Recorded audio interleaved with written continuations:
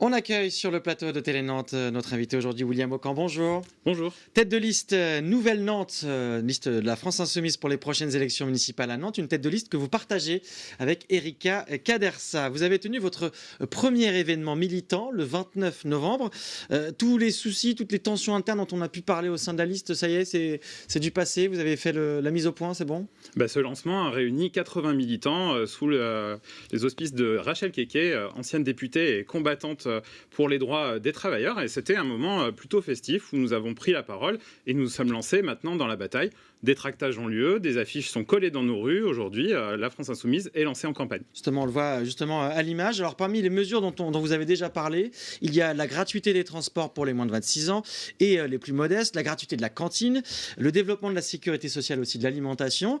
Alors, évidemment, la question est un peu basique, j'en suis désolé, mais je suppose que vous avez aussi regardé comment financer ces mesures-là ? Bien évidemment. Est-ce que, par exemple, vous avez posé la question à Jeanne Roland, quand elle a mis la gratuité Louis IV, combien ça a coûté ? Bien sûr. 16 millions.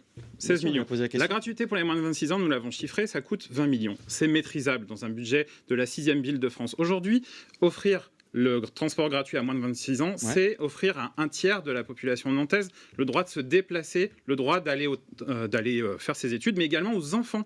On ne pense pas assez suffisamment, mais à partir de 6 ans, vous payez les transports. Donc pour les familles, c'est plus de pouvoir d'achat. Et comment on fait alors justement pour les financer concrètement ?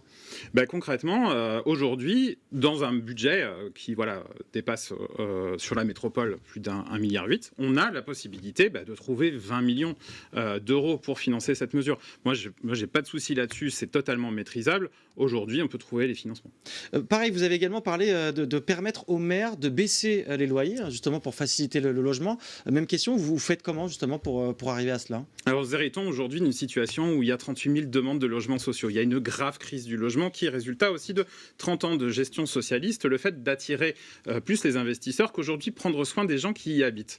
Clairement, aujourd'hui, le logement, je suis architecte, je sais très bien comment ça fonctionne. Il faut créer un panel, une multitude d'actions différentes. Nous souhaitons par exemple mettre en place la réquisition des bâtiments vacants pour loger, mais également aussi la rénovation de l'existant, la surélévation, mais également le fait aussi de demander aux personnes les permutations. On doit optimiser. Nous avons dans notre programme la volonté de créer un service municipal qui s'appellera le bureau du mètre carré. Il va permettre tout ça, de voir sur la métropole aujourd'hui comment on peut optimiser et comment on peut, bien évidemment, y a construire de nouveaux logements, et ça, nous sommes pour. Vous êtes satisfait de voir aussi que d'autres listes à gauche, comme la liste de Johanna Roland, parlent de 70% de logements sociaux parmi les nouvelles construction. Est-ce que ça va dans le bon sens, ça, pour vous ? Aujourd'hui, moi, je trouve que c'est beaucoup de chiffres et pas assez de concret. En fait, on arrive aujourd'hui à une situation de crise du logement.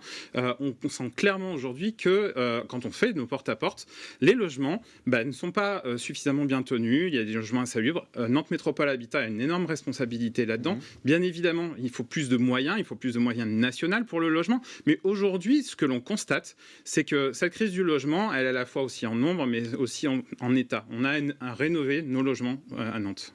Vous souhaitez également lutter contre les discriminations, c'est un des points forts que vous avez déjà annoncé, notamment dans les contrôles d'identité. Ça veut dire quoi ? Ça veut dire que la police ne fait pas bien son travail ? Ça veut dire surtout qu'en fait, il y a nombreuses de nos concitoyens et concitoyennes qui se font contrôler, par exemple dans les transports ou alors dans les services que la mairie a des agents. J'entends la police municipale, j'entends les transports. Aujourd'hui, on sait qu'il y a une discrimination qui est faite. Beaucoup de nos concitoyens concitoyennes qui sont racisés subissent ce contrôle au faciès un peu trop souvent. Aujourd'hui, ce que l'on souhaite mettre en place, c'est le récépissé de ce contrôle au faciès.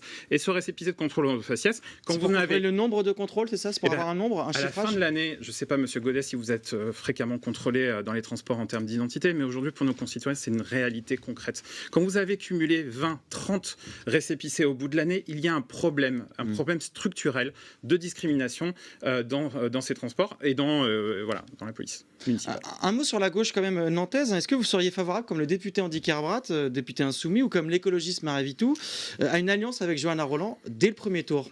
Alors là, aujourd'hui, nous sommes en décembre. Moi, je pense qu'il est trop tôt pour commenter. Aujourd'hui, nous sommes dans une dynamique. Ils ont communiqué trop tôt, vous diriez ?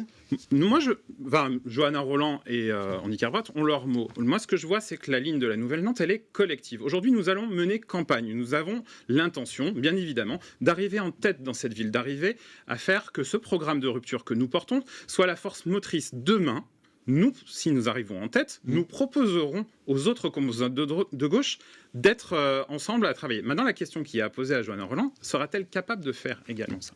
Gauche de rupture, c'est justement ce que souhaite également Margot Mettecourt. Elle avait été soutenue en 2020 par la France Insoumise et créditée de près de 9% au premier tour. Elle semble repartir en campagne. Est-ce que ça vous inquiète? Est-ce qu'il y a une candidature aujourd'hui? Non.